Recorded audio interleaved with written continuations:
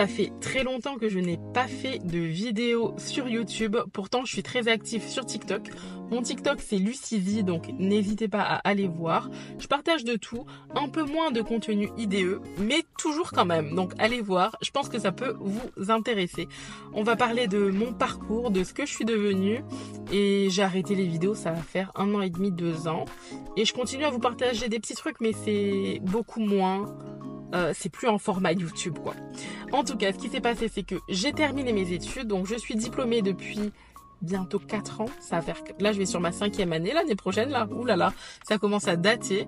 Du coup, mes études d'infirmière, je les ai réalisées en 3 ans. J'ai galéré avec la 2-6, mais sinon j'ai validé toutes mes années, pas de redoublement. Mais heureusement parce que vraiment c'est des études qui sont épuisantes. Et si j'avais dû refaire une année, ça m'aurait agacé. Vraiment. C'est des études qui te prennent physiquement, moralement et tout. Mes études, comment elles se sont déroulées? J'ai eu de très bons stages. J'ai regardé relativement tous mes stages étaient très bien. Après, voilà, c'est pas un métier facile et c'est pas un domaine facile. Donc mes stages, j'ai eu des stages plus intenses que d'autres. J'ai eu des tuteurs de stage plus sympas que d'autres. Voilà, c'est vrai que si on me disait, Lucie, tu refais tes 3 années d'infirmière, je me serais réorientée. Clairement, parce que pourtant j'ai eu de très bons stages, tout se passait relativement bien, mais c'est prenant et comme on est stagiaire, on est obligé de beaucoup prendre sur soi, même si ça se passe bien, mais c'est parce qu'on voilà, c'est très compliqué quand même à gérer tout ça. Mais en tout cas, j'ai été diplômée en 3 ans et mon premier poste a été pris en hématologie greffe. Voilà, c'est un service dans lequel je suis restée 2 ans, qui m'a quand même beaucoup plu. J'ai eu...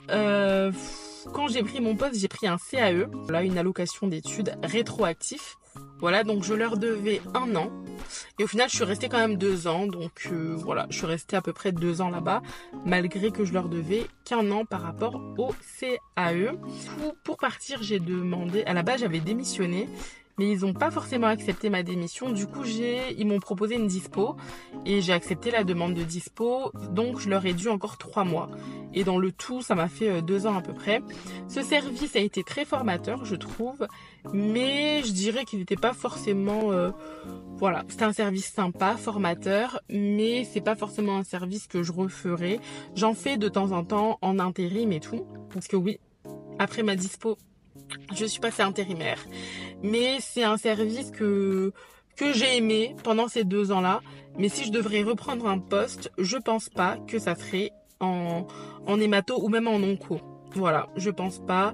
Onco, hémato, je pense pas que je reprendrai un service. Enfin, si je dois reprendre un poste, je pense pas que ça sera dans de l'onco. Voilà, dans de l'onco, hémato, peu importe. Je reprendrai pas dans ce type de service. Mais néanmoins, ça s'est quand même très bien passé. C'était très formateur. Et j'ai quand même apprécié ces 2 ans. Oui, on est dans le milieu hospitalier. Je pense que vous le savez si vous êtes dans le milieu hospitalier. On ne peut pas s'entendre avec tout le monde. Voilà, je vais pas rentrer dans les détails. On ne peut pas s'entendre avec tout le monde. Mais néanmoins, il y a des personnes avec qui je suis toujours en contact. Après la prise de ce poste, je suis restée 2 ans, j'ai pris une dispo. Ensuite, après ma dispo, j'ai fait de l'intérim pendant pratiquement 2 ans. Un peu moins de 2 ans, mais pratiquement. J'ai fait quoi comme service? J'ai fait de l'hémato, j'ai été dans ce que je connaissais. Donc ouais, j'ai fait de l'hémato, j'ai fait de l'onco, beaucoup en intérim, il y a beaucoup de demandes. Ensuite, j'ai fait un peu de prélèvement, mais pas de prélèvement en labo, j'ai fait prélèvement à l'hôpital. Ensuite, j'ai également fait des urgences, j'ai fait de la gastro, j'ai fait de la chir, enfin, j'ai fait vraiment plein de services. Et après, j'ai demandé à prendre un CDD aux urgences. J'ai refait de l'intérim parce qu'à la base, si j'ai pris un CDD, c'était plus pour être formée aux urgences. Et au final, j'ai été dans d'autres urgences et là, j'ai kiffé. J'ai kiffé l'équipe, j'ai kiffé le service, on n'était pas en manque de matériel.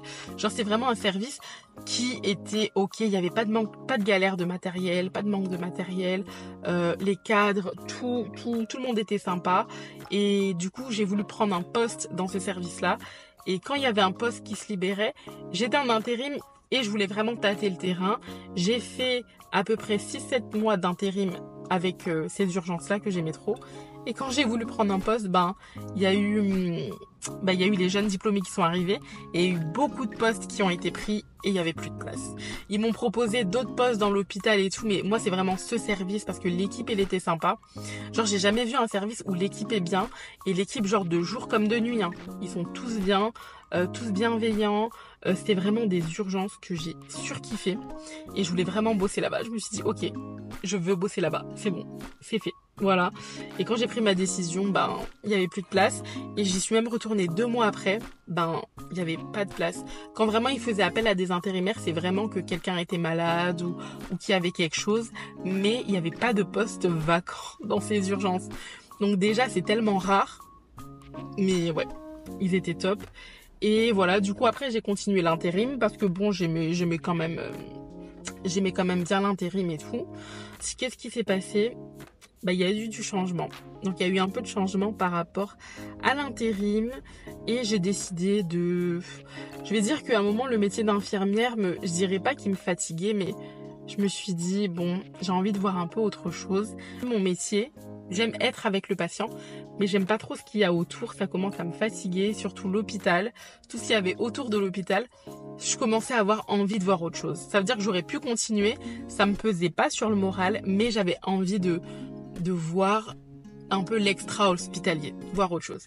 Et du coup, il y a eu du changement, beaucoup de changements.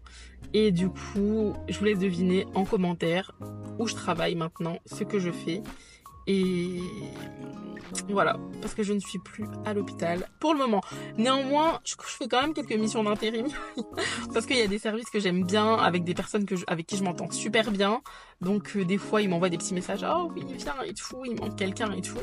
Donc oui, je fais quand même un peu d'intérim pour voir mes copines de certains services. Mais sinon, je suis plus à l'hôpital. Donc je vous laisse deviner, je vous fais une deuxième vidéo pour vous expliquer ce que je fais maintenant et les démarches que j'ai fait et comment ça se passe et si je compte rester ou pas. Voilà, à bientôt.